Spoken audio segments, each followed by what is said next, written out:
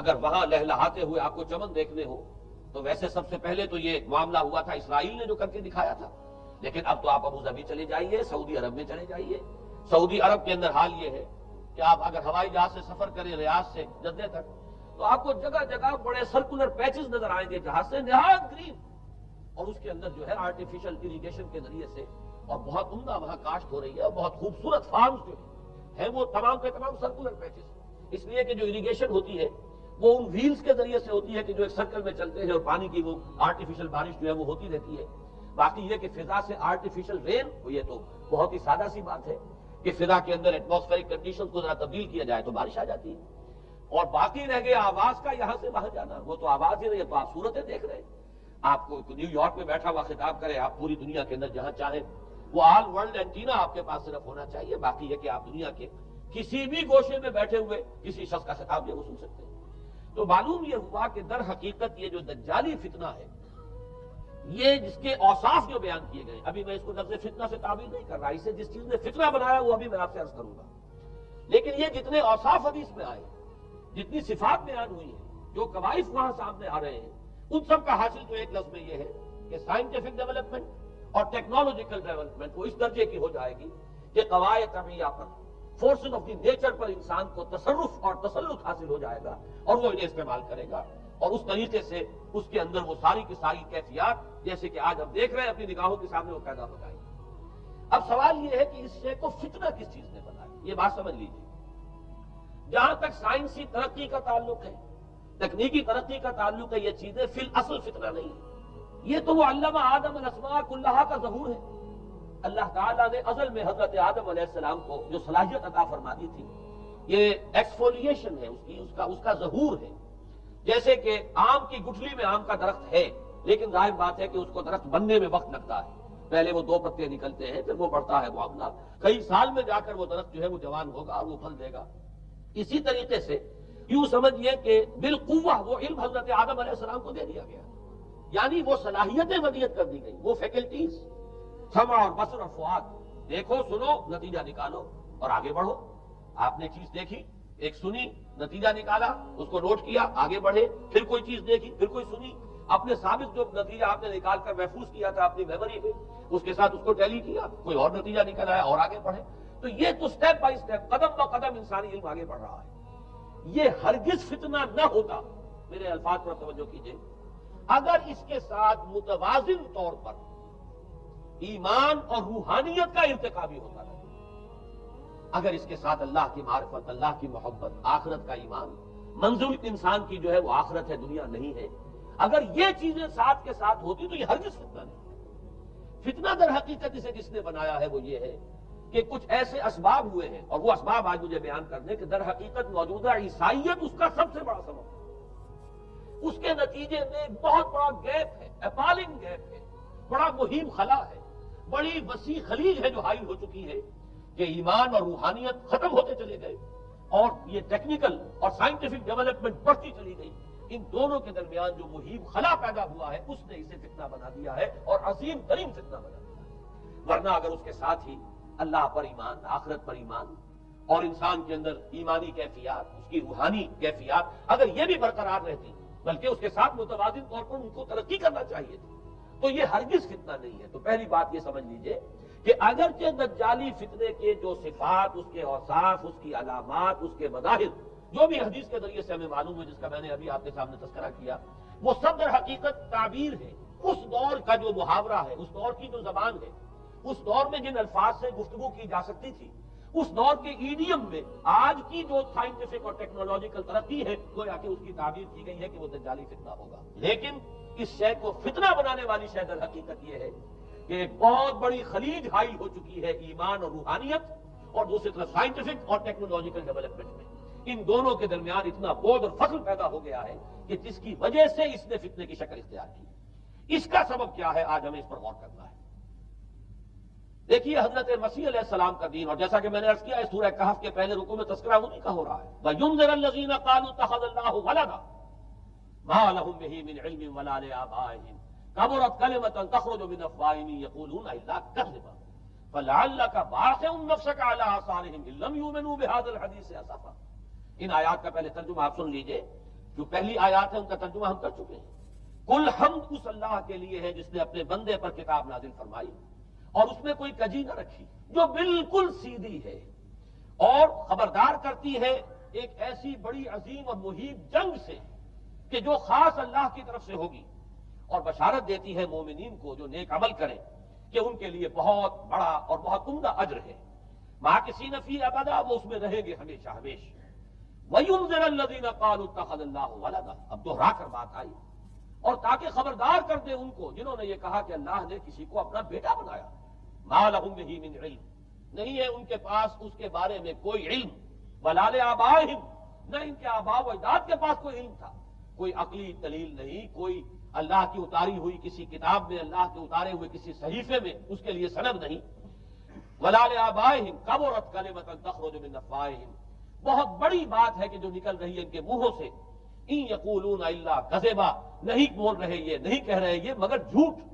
فلعلک باخع نفسک علی آثارہم، تو اے نبی صلی اللہ علیہ وسلم شاید کہ آپ اپنے آپ کو ہلاک کر لیں گے ان کے آثار پر۔ یہ آثار کے لفظ کو میں ابھی جو کٹو رکھ رہا ہوں، بعد میں اس کی وضاحت کروں گا۔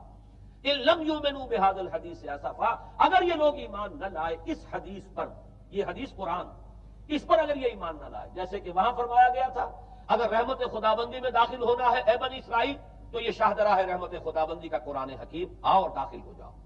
یہاں پر ان عیسائیوں کو متنبہ کیا جا رہا ہے اگر وہ اس حدیث پر، یہ حدیث اللہ، اللہ کی کتاب، احسن الحدیث کتاب متشابہہ فبأی حدیث بعدہ یؤمنون، اگر اس اللہ کی حدیث پر، اللہ کی کتاب پر یہ ایمان نہ لائے تو جو ان کے آثار ہوں گے، جو نتائج نکلیں گے ان پر اے نبی شاید کہ آپ اپنے آپ کو صدمے اور رنج اور غم سے ہلاک کر لیں۔ یہ ہے در حقیقت وہ آیات کے جن میں تذکرہ ہو رہا ہے عیسائیت کا، لیکن عیسائیت سے مراد کیا ہے اسے سمجھیے۔ حضرت مسیح علیہ السلام کا دین تو بعین ہی وہی دین تھا جو دین آدم سے لے کر محمد تک صلی اللہ علیہ وسلم وعلیہ الصلوۃ والسلام جتنے انبیاء آئے ہیں ان کے دین میں کوئی فرق نہیں تھا۔ دین توحید وہی ایمان، البتہ شرائع کے اندر، شریعتوں میں کوئی تفصیلی احکام میں فرق ہوا ہے، شریعت موسوی اور شریعت محمدی میں علی صاحب الصلوۃ والسلام تھوڑا تھوڑا فرق ہے، دین ایک ہی ہے۔ شرع لکم من الدین ما وصی بہ نوحا والذی اوحینا الیک وما وصینا بہ ابراہیم وموسیٰ وعیسیٰ، دین میں تو ہم نے وہی شے تمہارے لیے بھی معین کی ہے مسلمانوں، کہ جس کی کہ ہم نے نوح کو وصیت کی تھی اور جس کی کہ ابراہیم کو اور موسیٰ کو اور عیسیٰ کو وصیت کی، دین ایک ہے۔ ان الدین عند اللہ الاسلام، تو دین مسیحی بھی وہی تھا بعین ہی جو دین محمدی ہے اور دین موسوی ہے صلی اللہ علیہ وسلم علیہ الصلوۃ والسلام۔ البتہ حادثہ جو نہایت عظیم پیش آیا ہے اور وہ یہ ہے کہ ساؤل اس کا نام تھا پہلے، جس نے کہ اپنی زندگی میں حضرت مسیح علیہ السلام جب تک موجود تھے دنیا میں شدید انہیں تکلیفیں پہنچائیں، شدید ایذائیں پہنچائیں، ان کی مخالفت پر کمر بستہ رہا، لیکن اس کے بعد جب انہیں اٹھا لیا گیا، یا عیسائیوں کے عقیدے کے مطابق وہ سولی دے دیے گئے، اور اس کے بعد ان کا عقیدہ بھی یہ ہے کہ سولی پانے کے بعد پھر وہ زندہ ہو کر آسمان پر چلے گئے، جبکہ ہم یہ سمجھتے ہیں اور ہمارا ایمان ہے کہ انہیں سولی دی نہیں گئی، بلکہ انہیں تو پہلے ہی اٹھا لیا گیا تھا، ان کی جگہ کوئی اور ہے۔ انجیل برنباس نے یہ بات بالکل واضح کر دی کہ در حقیقت وہی حواریین میں سے جس نے کہ غداری کی تھی اور پکڑوایا تھا، مخبری کی تھی، وہی ہے جس کی شکل بنا دی گئی تھی حضرت مسیح علیہ السلام کے جیسی مانند، اور وہ شخص ہے کہ جو سولی چڑھا ہے۔ بہرحال عیسائیت اس وقت کی جو اس کا عقیدہ ہے اور جو ہمارا عقیدہ اور ایمان ہے، ان دونوں کی روح سے حضرت مسیح علیہ السلام آسمان پر اٹھا لیے گئے۔ اس کے بعد اس نے دین مسیحی میں نقب لگانے کے لیے، جو دین مسیح اصل دین اسلام تھا، اس کو کرپٹ کرنے کے لیے، ڈسرپٹ کرنے کے لیے، اس میں نقب لگانے کے لیے اس نے اپنے ایک مکاشفے کا ذکر کیا کہ میں آ رہا تھا سفر میں کہ مجھے حضرت مسیح نظر آئے ہیں آسمانوں میں، اور انہوں نے مجھے کہا ہے کہ اے ساؤل تو مجھے کیوں ستاتا ہے اور تو اب فلاں جگہ جا اور میرے نام سے نبوت کر۔ اس کے بعد اس نے لبادہ اوڑھا عیسائیت کا، اور اس نے آ کر جس طرح عبداللہ ابن سبا نے محمد الرسول اللہ صلی اللہ علیہ وسلم کے دین میں نقب لگائی، اسی طریقے سے اس شخص نے دین مسیحی میں نقب لگائی۔ فرق یہ ہے کہ دین محمدی صلی اللہ علیہ وسلم، کیونکہ یہ آخری دین تھا، اب کوئی اور رسول آنے والا نہیں تھا، اللہ تعالیٰ کی طرف سے اس دین کو، اس شریعت کو ایک پروٹیکشن حاصل ہے، لہذا ایک جزء کی حد تک گمراہی جو ہے پھیل سکی، کل پر محیط نہیں ہوئی۔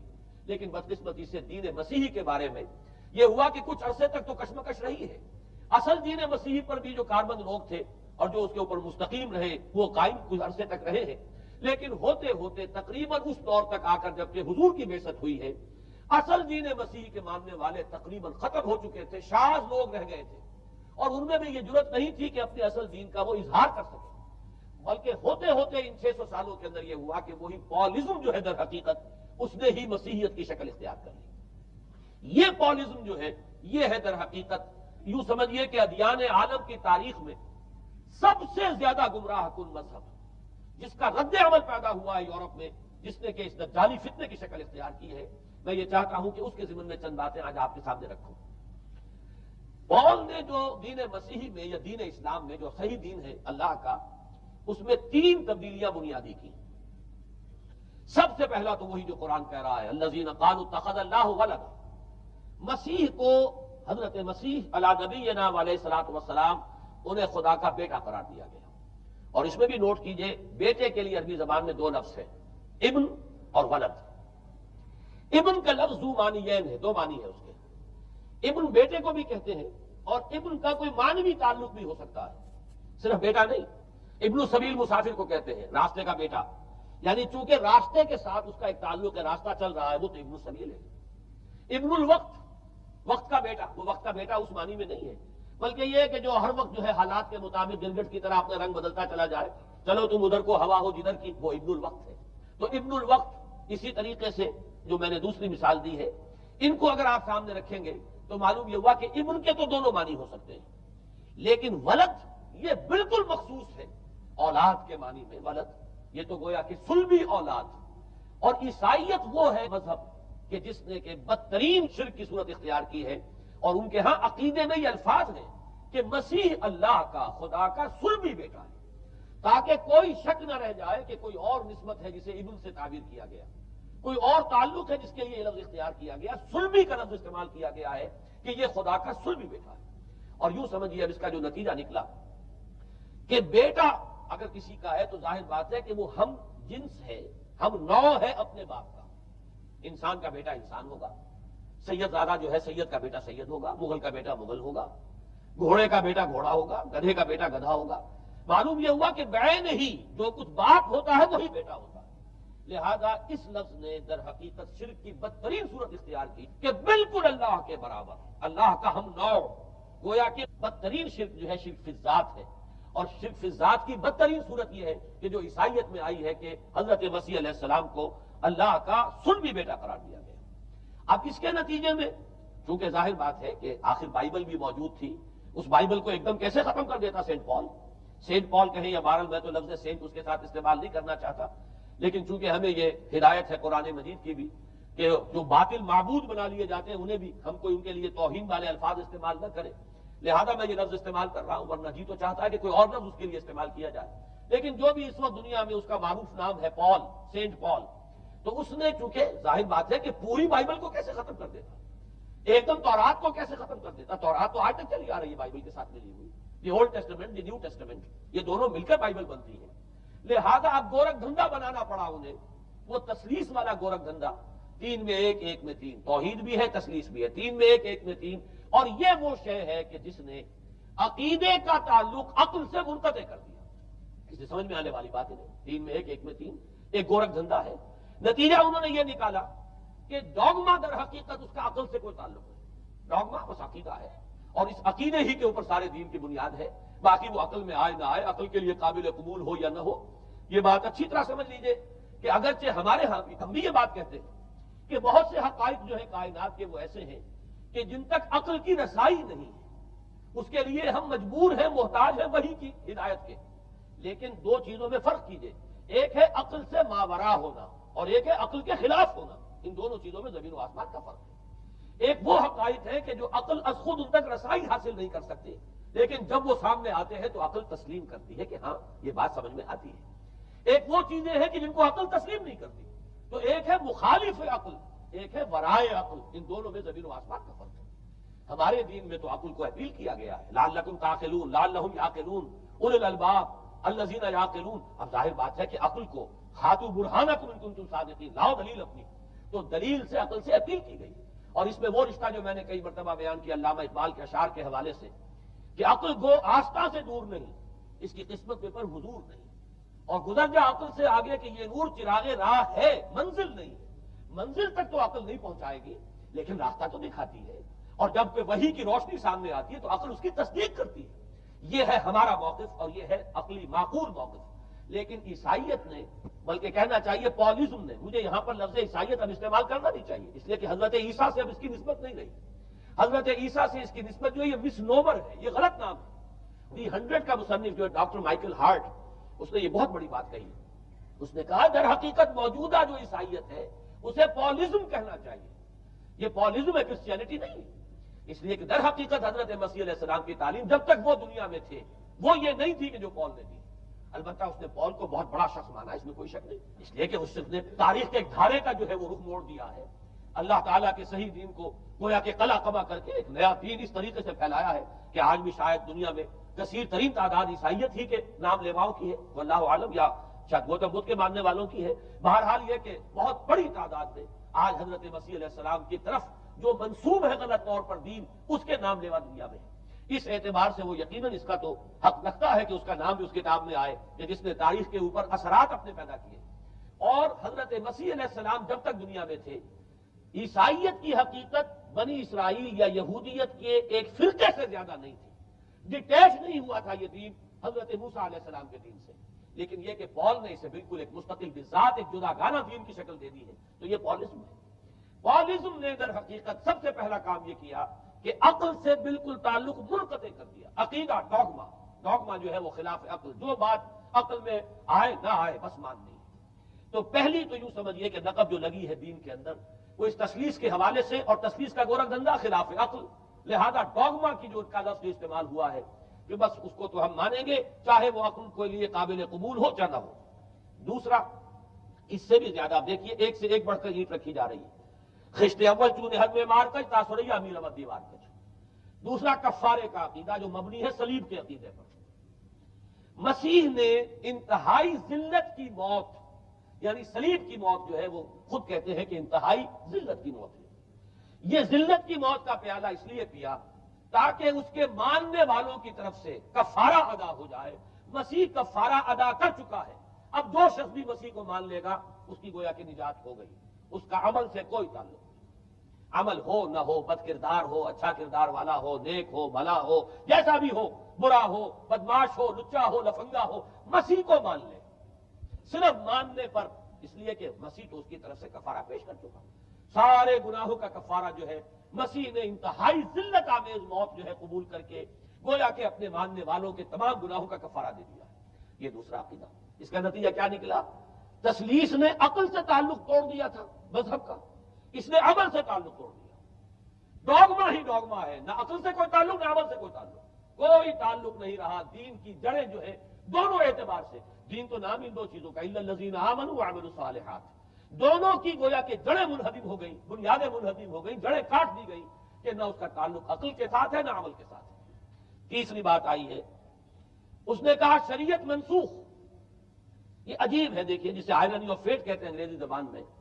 ابھی تک بائبل کے اندر سینٹ میتھیو کے جو روایت ہے، متی کی انجیل سے کہا جاتا ہے gospel of the Lord according to Saint Matthew, اس میں جو سرمن آف دی ماؤنٹ ہے، ایک واعظ ہونے کے اعتبار سے واقعتاً میں اس کی عظمت کا بڑا قائل ہوں، عظیم ترین واعظ ہے دنیا کا۔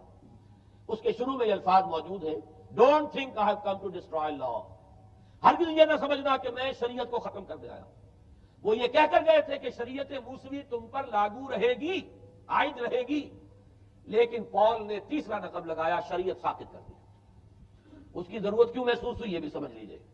حضرت مسیح یہ کہہ کر گئے تھے کہ میں صرف بنی اسرائیل کے لیے آیا ہوں، میں اسرائیل کے گھرانے کی کھوئی ہوئی بھیڑوں کی تلاش میں آیا ہوں۔ انجیل میں یہ الفاظ آج بھی موجود ہیں۔ حضرت مسیح نے اپنے حواریین کو جب بھیجا ہے کہ اب جاؤ تبلیغ کرو میری طرف سے، اس کی ہدایتوں میں ایک ہدایت یہ بھی ہے کہ تمہیں صرف اسرائیلیوں تک تبلیغ کرنی ہے، باہر نہیں، میں صرف اسرائیلیوں کی طرف رسول بنا کر بھیجا گیا ہوں۔ یہ الفاظ بھی موجود ہیں، اگرچہ اس وقت کے انجیل میں جو الفاظ ہیں وہ تو میں سمجھتا ہوں کہ حضرت مسیح علیہ السلام کے شایان شان نہیں ہے، وہاں کوئی نہ کوئی تحریف ہوئی ہے لفظی، اس لیے کہ وہاں تشبیہ یہ دی گئی ہے کہ کوئی اپنے بچے کے حصے کی روٹی جو ہے کتے کے آگے نہیں ڈالتا۔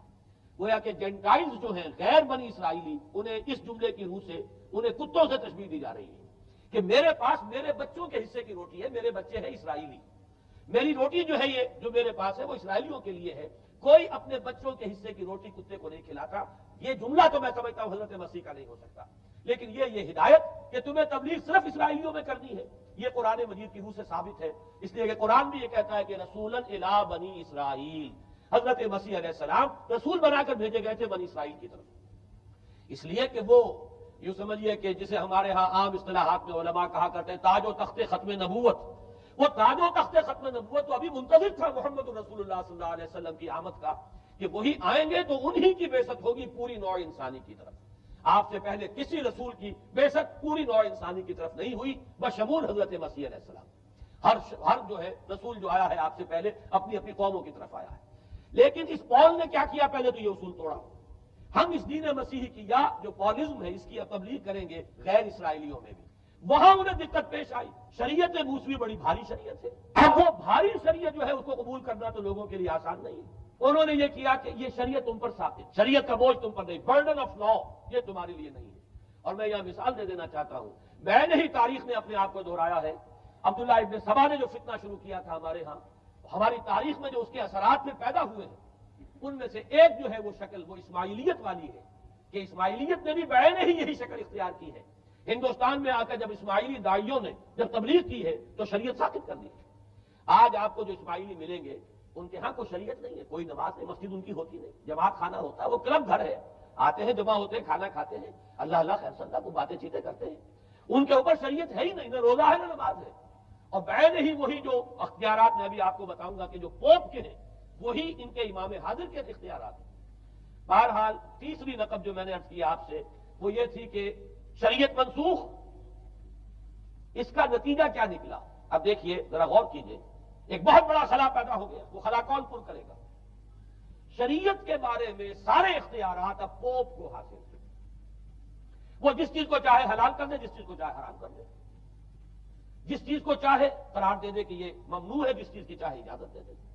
اس لیے کہ اب شریعت تو رہی نہیں، خلا ہے، اس میں سوالات تو پیدا ہو گئے، یہ کام کیا جائے یا نہ کیا جائے، کون کرے گا؟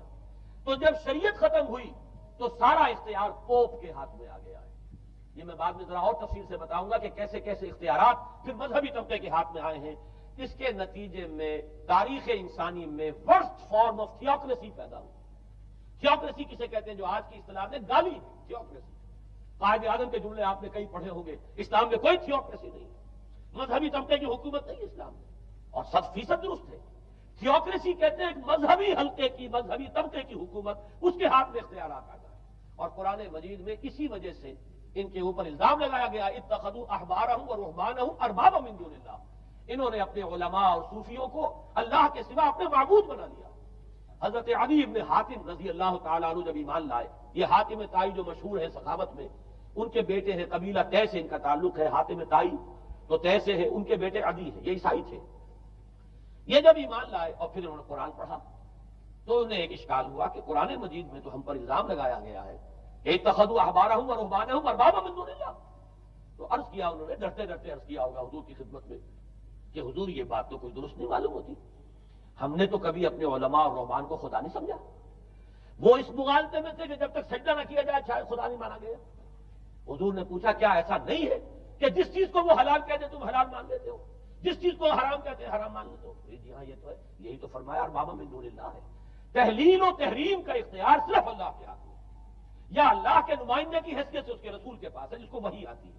اس کے بعد کسی کو اختیار نہیں ہے. اجتہاد کر سکتا ہے لیکن اجتہاد کے لیے دلیل دینی ہوگی، نص سے. کتاب اللہ سے کوئی دلیل لاؤ، سنت رسول اللہ سے کوئی دلیل لاؤ، استنباط کرو، عقل سے بات کرو. لیکن یہ ہے کہ تحلیل و تحریم یہ خدائی اختیار ہے، اللہ کے ہاتھ میں اس کا اختیار ہے. اور اللہ کے نمائندے کی حیثیت سے زیادہ یہ اللہ کے رسولوں کے ہاتھ میں اختیار آتا ہے. اس کے علاوہ کسی کے لیے کسی اور کے لیے یہ مان لیا گیا تبھی تو ان کو خدا بنا لیا گیا. اسی معنی میں آج کی جمہوریت جو ہے وہ بدترین شرک ہے کہ یہاں یہ تسلیم کیا جاتا ہے کہ ساورنٹی جو ہے وہ عوام کی ہے. ساورنٹی آف دی پیپل کیا معنی ہے کہ عوام کے نمائندے جو چاہے قانون بنا دیں، جس چیز کو چاہے حلال ٹھہرائیں، جس چیز کو چاہے حرام ٹھہرائیں. ان کے پاس حلت و حرمت کے جو پورے اختیارات ہیں ان کے پاس آ گئے. یہی تو خدائی مقام ہے، خدا کا مقام دے دیا گیا. اس سے بڑا شرک کیا ہوگا؟ در حقیقت حاکمیت غیر اللہ اس دور کا سب سے بڑا شرک. تو وہاں یہ حق جو ہے دے دیا گیا علماء کے ایک طبقے کو، پوپ کو. تو گویا کہ تاریخ انسانی کی بدترین تھیوکریسی، بدترین مذہبی استبدادی حکومت قائم ہوئی ہے یورپ میں. اس کے حوالے سے میں کچھ تاریخی حوالے بھی اب آپ کے سامنے رکھوں. دیکھیے جب تک پال نے یہ کام شروع کیا ہے تو تقریباً 3 صدیوں تک تو یہ صرف ایک مذہبی تبلیغ کا کام ہوا ہے.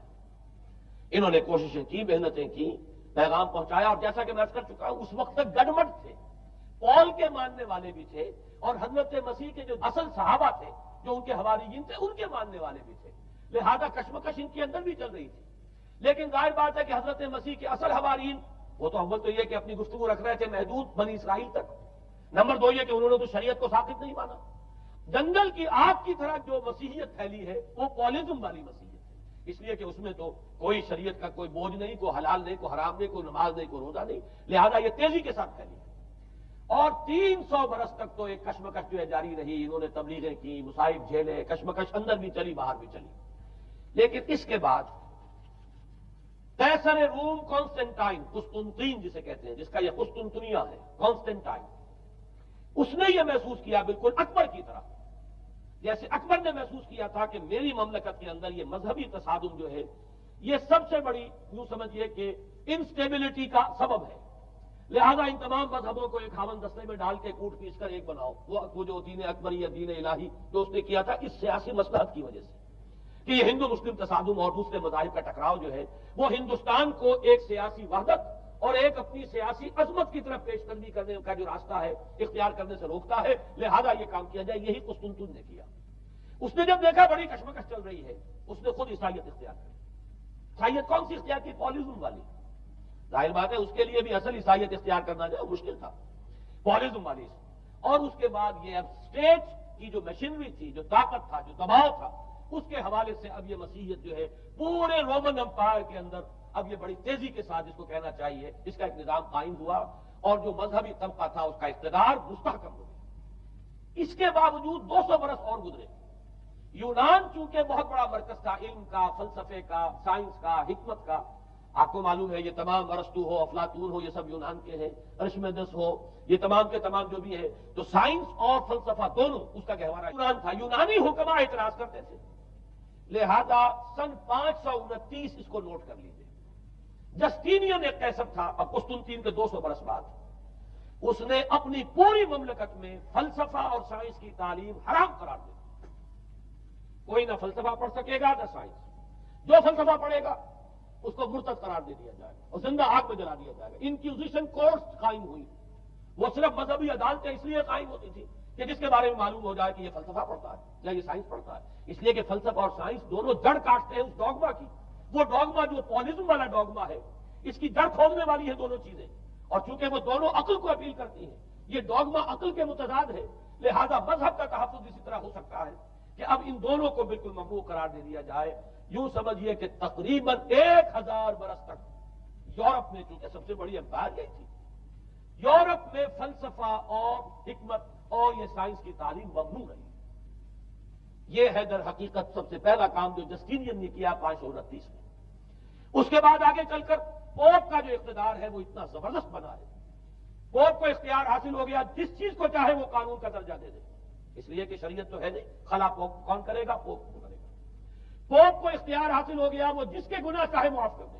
اب دیکھیے اگرچہ ویسے تو گناہ پہلے ہی معاف ہو گئے کہ جس نے مسیح کو مان لیا گناہ تو معاف ہو گئے اگلے پچھلے سب، لیکن یہ کہ پھر بھی ایک خلش رہ جاتی ہے انسان کے دل میں، چونکہ ایک اخلاقی حص انسان کے اندر اللہ نے پیدا کی ہوئی ہے. جب کوئی شخص کرتا ہے، کوئی بدکاری کرتا ہے، کوئی چوری کرتا ہے، ڈاکہ ڈالتا ہے، تو وہ جو ایک کانشنس ہے وہ جو پرک کرتا ہے اس کو بھی ختم کرنے کے لیے اگر پوپ یا کارڈینل یا اس کے کسی نمائندے کے سامنے جا کر اعتراف گناہ کر لو اور کچھ اس کی مٹھی گرم کرو، کچھ ہدیہ پیش کرو، تو توبہ نامہ، معافی نامہ تمہیں دے دیا جائے گا اور وہ جو چیز ہے وہ تمہارے لیے سند ہے کہ کوئی تم سے باز پرس تمہارے گناہ کی نہیں ہو سکے. پھر ان کی قیمتیں تھیں، ان کے لیے بڑی بڑی جو ہے ہدیے مقرر کیے گئے تھے. تیسری چیز بائبل کا اول تو یہ کہ مفہوم جو ہے وہ کوئی سند نہیں ہے، اس لیے کہ بائبل ہانٹ کر رہی تھی نا. اولڈ ٹیسٹمنٹ بھی ہے، یہ حضرت مسیح کی یہ 4 انجیلیں بھی ہیں، یہ تعلیم کچھ اور ہے. لہذا بائبل جو ہے وہ سند نہیں ہے. سند پوپ کا جو ہے فرمان وہ سند ہے. بائبل کی شرح کرنے کی، بائبل کی طرف سے کوئی دلیل لانے کی کسی کو کوئی حق حاصل نہیں. یہ جبر تھا، یہ تشدد تھا یورپ میں.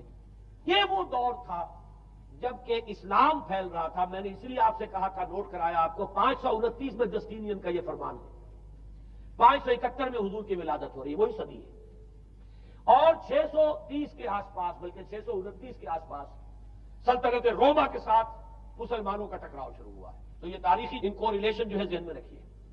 جس وقت مسلمان آئے اور 200-300 برس جو ان کے عروج کے ہیں، اس وقت آپ کو معلوم ہے کہ تقریباً 6 صدیاں ہو چکی تھی کہ یورپ بالکل جس کو کہا جاتا ہے ڈارک ایجز، انتہائی تاریخی، مذہبی جبر اور استبداد، اس کے سوا کچھ نہیں، اور ملاؤں کی حکومت جسے آپ کہیں گے، جسے آج کل کے اصطلاح میں کہا جائے گا، وہ جس کو چاہے جو چاہے سزا دے دے، پوپ کو اختیار حاصل ہے۔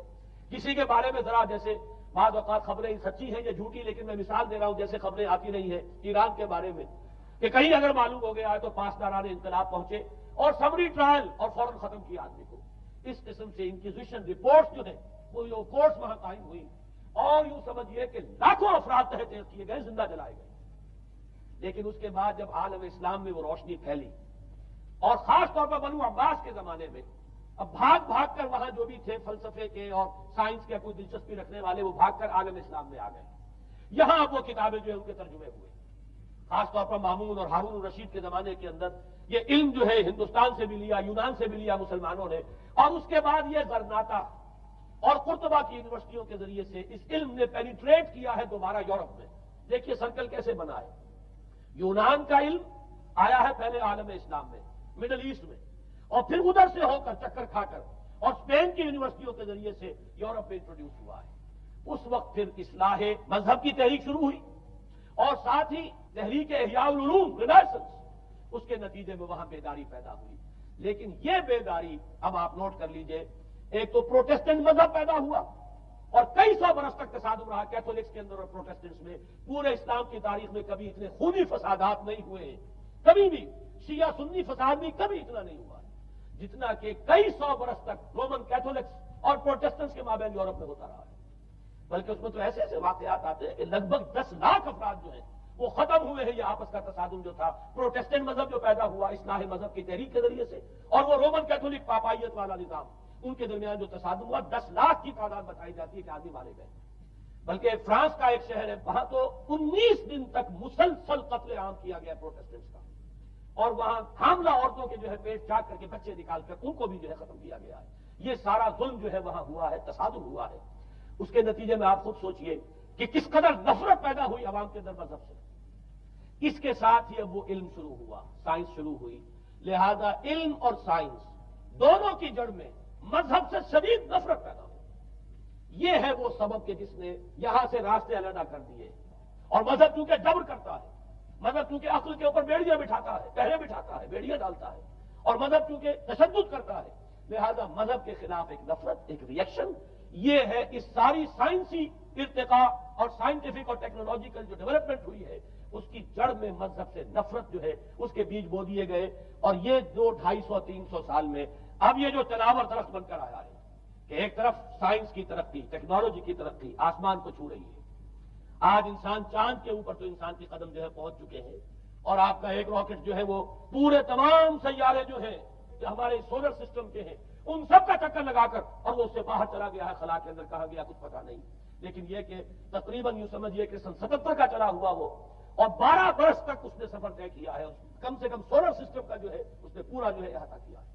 اور جو میں نے آپ کو وہ احادیث سنائی، ان کے حوالے سے بات کیا سمجھ میں آئی کہ یہ سائنٹیفک، ساری کی ساری سائنٹیفک ڈیولپمنٹ، یہ ٹیکنالوجیکل ڈیولپمنٹ، لیکن چونکہ اس کے ساتھ مذہب کا انکار ہے، خدا پر ایمان نہیں ہے، آخرت کا یقین نہیں ہے، روح کا گویا کہ انکار، روحانیت تو بہت دور کی بات ہے، روح کا بھی انکار، نتیجہ یہ ہے کہ ان دونوں چیزوں کے مابین وہ گیپ، جسے میں نے کہا تھا ایپالنگ گیپ، ایک بہت بڑا گیپ ہے جو پیدا ہو چکا ہے۔ اب میں حدیث آپ کو سنا رہا ہوں، بخاری شریف میں جو روایت ہے، حضور نے فرمایا کہ دجال کے ماتھے پر لکھا ہوا ہوگا کافارا، کفر۔ الفاظ یہ ہے انہو مکتوب بین عینیہ کافارا، علیحدہ علیحدہ، یقرأہ کل مومن کاتب و غیر کاتب، وہ اس طرح نمایاں لکھا ہوا ہوگا کہ ہر شخص اسے پڑھ لے گا، چاہے وہ لکھنے والا ہو چاہے نہ ہو، لکھا پڑھا ہو چاہے نہ ہو، یعنی اس تہذیب کی پیشانی پر کفر لکھا ہوا ہے۔ مذہب سے دشمنی، مذہب سے بوجھ، مذہب سے دوری، مذہب کی ہر چیز کی نفی۔ آج جو ایک ورلڈ سویلائزیشن ہے، ایک عالمی تہذیب ہے جس کا کہ غلبہ ہے ہمارے اس پورے گلوب پر، اس میں تین چیزوں کے مقابلے میں تین چیزوں کی اہمیت ہے۔ خدا کی اہمیت نہیں ہے، ہوگا، ہم انکار بھی نہیں کرتے، لیکن ہم جانتے بھی نہیں کہ ہے کہ نہیں۔ ہاں، اہمیت کائنات کی ہے، غور کرو، کائنات کے قوانین کو سمجھو، ایکسپلائٹ کرو، قوت جو ہے نیچر کی قوت اس کو مسخر کرو، اس کو استعمال کرو۔ ہوگا خدا ہے یا نہیں ہے، چھوڑو اس بحث کو۔ اصل اہمیت جو ہے وہ کائنات کی ہے۔ اسی طرح اصل اہمیت اس جسم کی ہے، مادے کی ہے۔ روح ہوگی کوئی شے ہمیں نہیں پتا، نہ ہم دیکھ سکتے ہیں، نہ ہم اسے چھو سکتے ہیں، نہ چکھ سکتے ہیں، ہوگی، لیکن یہ کہ اصل جو ہے اہمیت وہ مادے کی اور جسم کی، اس کی فکر کرو۔ اسی طریقے سے حیات دنیاوی، اصل سے حیات دنیاوی ہے، اس کو بناؤ، سنوارو، بہتر سے بہتر زندگی گزارو، ویلفیئر اسٹیٹ ہو، بہت ہی عمدہ ماحول ہو اور ہر چیز کو، لیکن حیات اخروی ہوگی، اب تو آرام سے گزرتی ہے، آخرت کی خبر خدا جانے ہے یا نہیں ہے، اس سے ہمیں کوئی بحث نہیں ہے۔ تین چیزوں کے مقابلے میں تین چیزوں کی اہمیت، یا یوں کہیے کہ تین چیزوں کے مقابلے میں مقابل کی تین چیزوں کو بالکل غیر اہم، اس کی طرف کو توجہ نہیں، توجہ کا ارتکاز کائنات پر ہے، ذات باری تعالیٰ پر نہیں۔ ذات و صفات باری تعالیٰ ایک صرف علمی موضوع ہے، اصل توجہ کی شے کائنات ہے۔ روح ہوگی کوئی شے، اصل شے جسم ہے اور مادہ ہے۔ حیات اخروی ہمیں نہیں پتا، کسی نے واپس آ کر خبر نہیں دی مرنے کے بعد، لہذا ہم نہیں کہہ سکتے ہے کہ نہیں ہے۔ البتہ یہ کہ حیات دنیا بھی تو ہے، اس کو مضبوطی کے ساتھ تھامو، اس کو بہتر بناؤ۔ توجہ کا اصل ارتکاز حیات دنیا بھی پر ہے۔ یہ ہے وہ گلوبل سویلائزیشن جو در حقیقت یورپ سے ابھری، اور یورپ سے ابھری ہے، اس کی بنیاد میں مذہب کی دشمنی موجود تھی۔ جو رد عمل تھا در حقیقت اس پاپائیت کے نظام کا، جو پولزم کے ذریعے سے دنیا میں قائم ہوا، یہ وجہ ہے۔ اور آج انسان جہاں کھڑا ہے، غور کیجئے، انتہائی ہولناک جنگ جو ہے وہ اس کے سر پر ایک خطرے کے طور پر مسلط ہے۔ دو جنگیں اس ایک صدی میں ایسی ہو چکی ہیں جنہیں اپنے ورلڈ وار 1 اور ورلڈ وار 2 اتنے بڑے پیمانے پر قتل و غارت دنیا میں پہلے کبھی نہیں تھی، اس لیے کہ پہلے فوجوں کی جنگیں ہوتی تھی، آبادیوں پر جا کر کہیں کوئی قتل عام ہو گیا، ورنہ یہ کہ قبضہ لیا، پہلے وہ کسی اور کی ریت ہے، اب کسی اور کی ریت ہو گئی۔ آیا بابر آیا، اس نے پانی پت کے میدان کے اندر ابراہیم لودھی کو شکست دے دی، دلی میں آ کر اس نے کسی کا خون نہیں بہایا، بس وہ آ کے تخت پر قابل ہو گئے۔ کہیں کہیں ہوئے ہیں فتنے یا پھر عذاب الہی آتے رہے ہیں کہ رسولوں کے انکار کی سزا کے طور پر قومیں نسیہ منسیہ کی گئی ہیں، لیکن جنگیں جو دنیا میں ہوتی تھی، وہ جنگوں کا معاملہ جو ہے وہ اس نوعیت کا ہوتا تھا، وہ فوجوں کے درمیان ٹکراؤ ہوتا تھا، میدان جنگ میں کشتوں کے پشتے لگتے تھے، لیکن اس کے بعد نہیں ہو گیا، کہیں کسی نے بہت غصہ نکال لیا۔ لیکن اس صدی میں اب جو جنگیں ہوئی ہیں اس سے تو ملک کے ملک تحس نحس ہوئے، آبادیاں ختم ہوئی ہیں، اور جو تیسری جنگ ہوگی یہ جان لیجیے، آخر انسان کب تک اسے ٹالے گا؟ رشیا کے بارے میں یہ سمجھنا کہ وہ پیچھے ہٹ گیا ہے، پشپائی اختیار کر لی، اس نے بہت بڑی حماقت ہے۔ وہ در حقیقت اب ڈپلومیسی کی راہ سے سپریمیسی چاہتا ہے، لہذا تصادم تو ہو کر رہنا۔ مولانا مناظر حسن گیلانی رحمۃ اللہ علیہ کے خیالات جو ہے وہ مجھے اس سورہ کہف کے ابتدائی آیات کے ضمن میں مجھے ان سے اتفاق ہے، اور بہت سی چیزیں ان سے ماخوذ ہیں۔ اسی طریقے سے جو حدیث اب میں آپ کو بتا رہا ہوں، میرے سامنے اس کا متن نہیں ہے، مولانا حامد میاں رحمۃ اللہ علیہ انہوں نے مجھے یہ بتایا تھا کہ جو میں نے جمع کیے ہیں حالات و واقعات، قیامت سے پہلے جو حالات و واقعات پیش آنے والے ہیں، جن کی پیشین گوئی احادیث میں ہے، ان سے معلوم ہوتا ہے کہ بہت بڑی خوفناک جنگ ہوگی، اتنی بڑی خوفناک جنگ، اور ان کے الفاظ یہ ہے کہ اس میں دونوں فریق جو ہوں گے ان میں بڑی تعداد عیسائیوں کی ہوگی، ادھر بھی ادھر بھی، ایک طرف البتہ عیسائیوں کے ساتھ مسلمان بھی ہوں گے، یہودی بھی ہوں گے، اور دوسری طرف خالص عیسائی طاقت ہوگی، اور ان کے درمیان اتنی خوفناک جنگ ہوگی۔ الفاظ ان کے یہ ہے اس حدیث کے جو انہوں نے مجھے بتائے کہ ایک پرندہ سینکڑوں میل تک پرواز کرے گا اور اسے سوائے لاشوں کے اور کچھ نظر نہیں۔ آپ تصور کیجیے اگر ایٹامک وار ہو جاتی تو یہی ہوگا، تہس نہس ہو جائے گا، وہاں ختم ہو کر رہ جائے گی۔ اور یہ چیز جو ہے یہ بہرحال یہ جتنا کچھ پائل اپ کیا گیا ہے، یہ ڈسٹرکٹیو فورس سائنس کی یوں سمجھیے کہ معراج اب یہی ہے۔ اب تو سٹار وارز کی باتیں ہو رہی ہیں کہ صرف زمین پر نہیں، باہر بھی یہ جنگیں ہمیں لڑنی پڑیں گی، لیکن یہ کہ اس کا کیا حال ہوگا۔ امریکہ میں ایک پکچر تیار کی گئی تھی، دی ڈے آفٹر، غالباً اس کا نام ہے، اس میں ایک نقشہ دکھایا گیا ہے اس قدر ہولناک کہ یہ 100 اونچی منزلہ عمارتیں جو ہے یہ ایسے جیسے کہ کچے گھروں میں ہوتے ہیں، ایسے وہ پگھل کر رہ جائیں گے، اور یوں سمجھیے کہ انسان جو ان کے اندر ہوگے، ایک ایک منزل کے اندر، ایک ایک ایسی 100 منزلہ عمارت کے اندر ہزاروں آدمی ہوتے ہیں، جیسے کہ کوئی ایسی کالونی ہو کوئی ان کی چیونٹیوں کی، اور اس پوری کالونی کو آپ اپنے پاؤں سے بسر دیں، ایسے انسانوں کا اگر وہ جنگ ہو جاتی جس کا نقشہ کھینچا گیا۔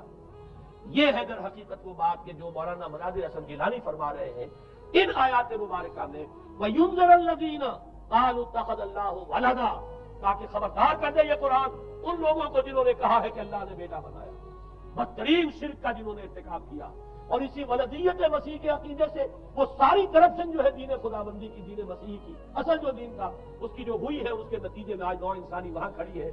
اسی لیے آیت نمبر 2 میں فرمایا وَيُنذِرَ بَأْسًا شَدِيدًا مِّن لَّدُنْهُ، تاکہ خبردار کر دے ایک بہت بڑی جنگ سے۔ ہمارے اکثر مفسرین نے یہاں پہ ایک بہت بڑا عذاب کہہ کر جو ہے وہ گزر گئے، لیکن واحد یہ لفظ ہے قرآن مجید کا یہ مقام ہے جہاں لفظ باس آیا، اور مولانا مناظر حسن گیلانی نے بحث کی باس تو جنگ کو کہتے ہیں، قرآن مجید میں جہاں بھی یہ لفظ آیا جنگ کو کہتے ہیں۔ تو ایک بہت بڑی ہولناک جنگ جس کے لیے فرمایا ملتن ہو، یہ تمہارے اپنے پیمانوں پر نہیں آئے گی، یہ تمہارے حساب کتاب میں نہیں آ سکتا جو ڈسٹرکشن ہوگی۔ جیسے کہ آپ علم لدنی کہتے ہیں، ایک علم وہ ہے جو جانے بوجھے طریقے سے حاصل کیا جاتا ہے، ایک علم لدنی ہے جو خاص اللہ تعالیٰ اپنے کسی بندے کو عطا فرما دے۔ اس جنگ کی جو ہلاکت خیزی ہے وہ تمہارے حساب کتاب میں آنے والی نہیں ہے۔ لِيُنذِرَ بَأْسًا شَدِيدًا مِّن لَّدُنْهُ وَيُبَشِّرَ الْمُؤْمِنِينَ الَّذِينَ يَعْمَلُونَ الصَّالِحَاتِ أَنَّ لَهُمْ أَجْرًا حَسَنًا مَّاكِثِينَ فِيهِ أَبَدًا۔ البتہ اللہ تعالیٰ بچائے گا اپنے اہل ایمان بندوں کو جو نیک عمل پر بھی قائم۔ اب میں وہ حدیث آپ کو سنا دوں، میں نے پہلے بخاری کی حدیث آپ کو سنا دی کہ اس پورے فتنے کے معلوم ہوگا کہ اس کی دونوں آنکھوں کے مابین کافارا لکھا ہوا ہے، کفر، گویا کہ یہ سمبل ہے، یہ علم ہے، یہ علامت ہے اس جدید موجودہ تہذیب کی، کفر، الحاد، مادہ پرستی، خدا کا انکار، آخرت کا انکار، روح کے وجود کا انکار۔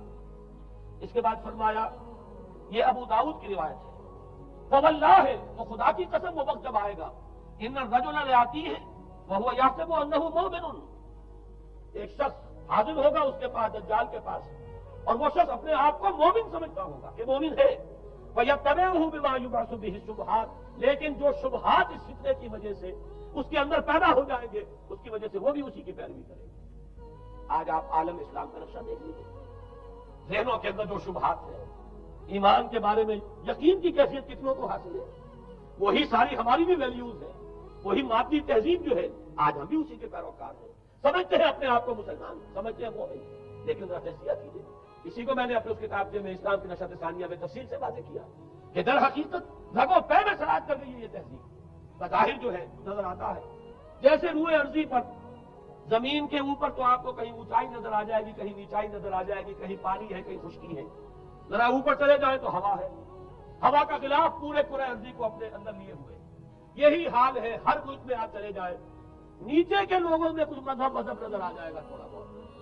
ہندوستان میں بھی اگر کوئی مندروں میں جاتا تو گٹی آدمی جاتے ہیں، بیچارے نیچ لوگ جاتے ہیں، بڑا لوگ آدمی کوئی نہیں جاتا۔ ہمارے ہاں بھی جا کے ہوتے ہیں مساجد میں، سفارا تو غریب، پردہ رکھتے ہیں اگر کوئی تمہارا تو غریب۔ شہروں میں کاروباری طبقہ ضرور ایسا ہے جو نماز روزے کے ساتھ اس کا ایک شوق ہے، لیکن آپ جا کے دیکھ لیجیے دیہات کے اندر کیا حال ہے۔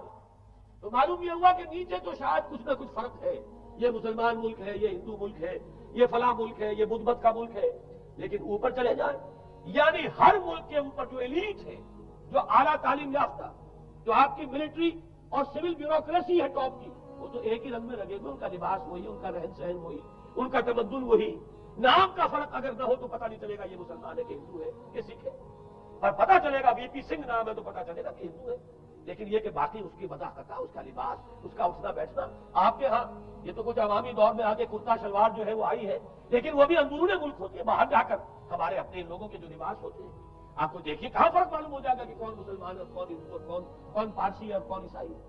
تو معلوم یہ ہوا کہ اوپر ایک ہی گلوبل سویلائزیشن ہے جس کا دور ہو رہا ہے، اور اس سویلائزیشن کے ماتھے پر لکھا ہوا ہے کافارا، اس میں وہ ایمان نہیں ہے، اس میں الحاد ہے، مادہ پرستی ہے، کفر ہے۔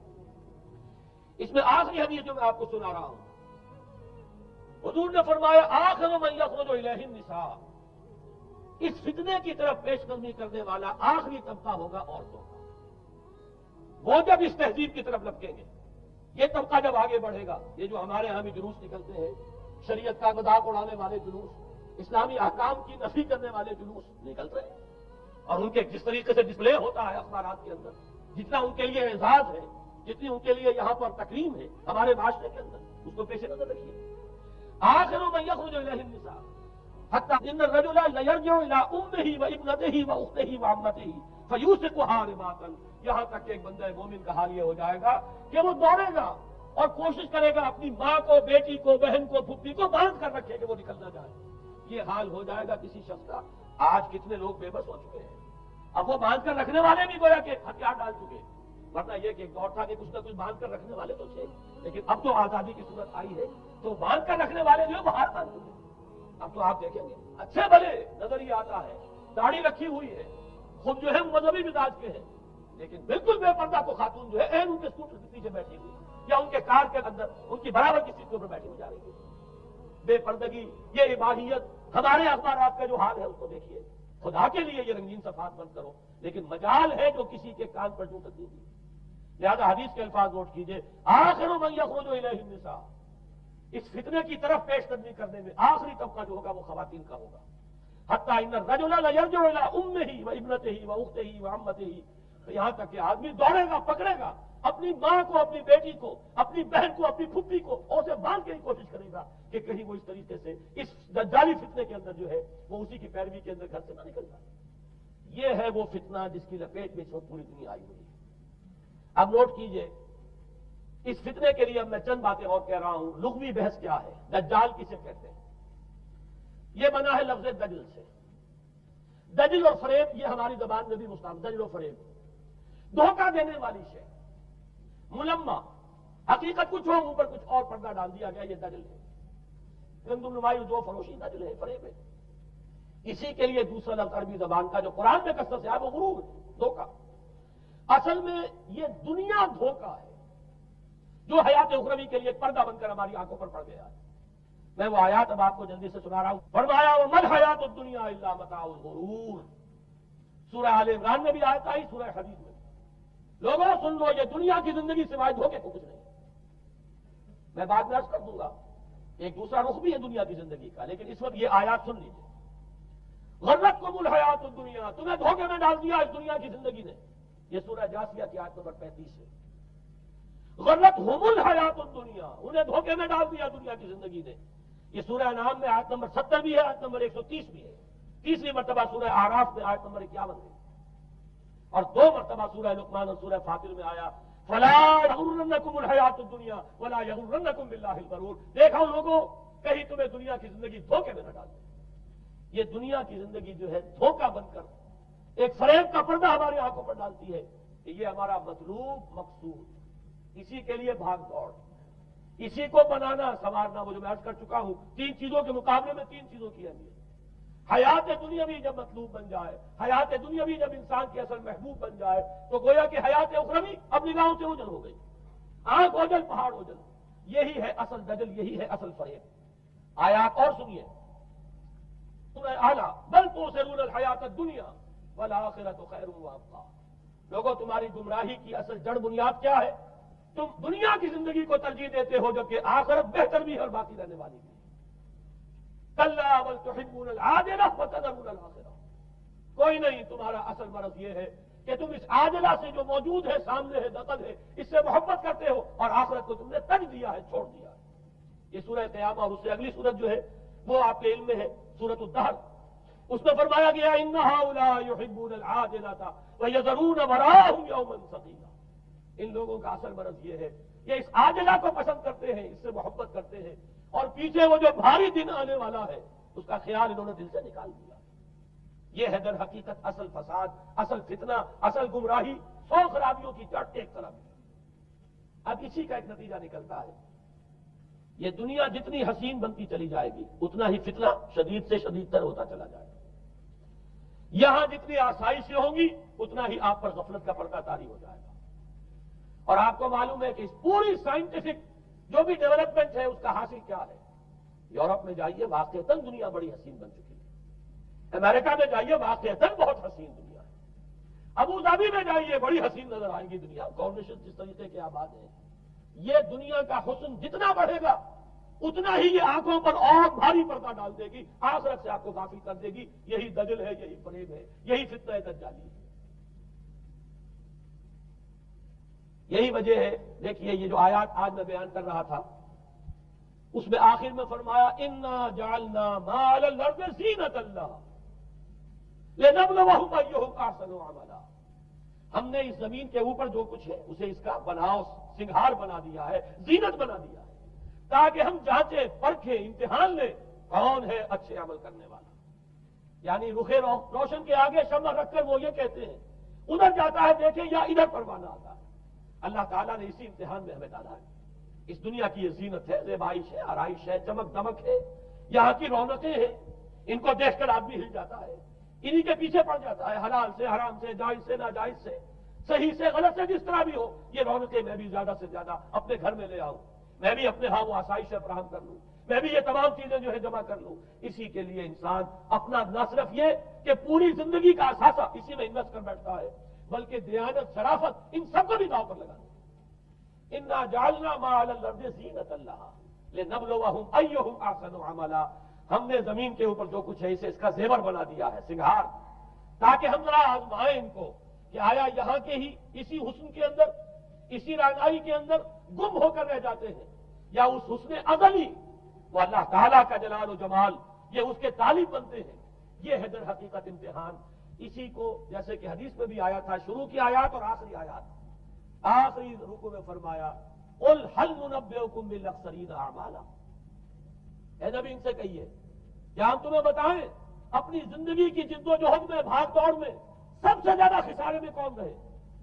الذین ضل سعیہم فی الحیاۃ الدنیا وہم یحسبون انہم یحسنون صنعا، وہ لوگ کہ جن کی بھاگ دوڑ، جن کی محنت، جن کی کوشش وہ دنیا کی زندگی ہی میں بھٹک کر رہ گئی، اور وہ اپنے تئیں یہ سمجھتے رہے کہ ہم بڑے کامیاب ہو رہے ہیں، بہت اچھے کام کر رہے ہیں، ہم نے اتنی ترقی کر لی، ہم نے یہ کچھ بنا لیا، میں نے یہ جائیداد بنا لی، میں نے یہ کچھ مقام حاصل کر لیا، لیکن مطلوب و مقصود دنیا۔ وَلَّ سَعْيُهُمْ فِي الْحَيَاةِ الدُّنْيَا، انہوں نے دنیا کی زندگی ہی کے اندر اپنی ساری سعی و جہد کو بھٹکا کر رکھ دیا۔ میں اس کا جو دوسرا رخ بتانا چاہتا تھا وہ ایک حدیث کے حوالے سے ہے، اگر آخرت مطلوب و مقصود رہے تو یہ دنیا آخرت کی کھیتی بن جائے گی۔ حضور نے فرمایا دنیا مزرعۃ الآخرہ، اگر تمہارا مطلوب و مقصود آخرت ہے تو پھر یہ اس دنیا کے اندر یہ کھیتی ہے، بو گے یہاں تو وہاں کاٹو گے۔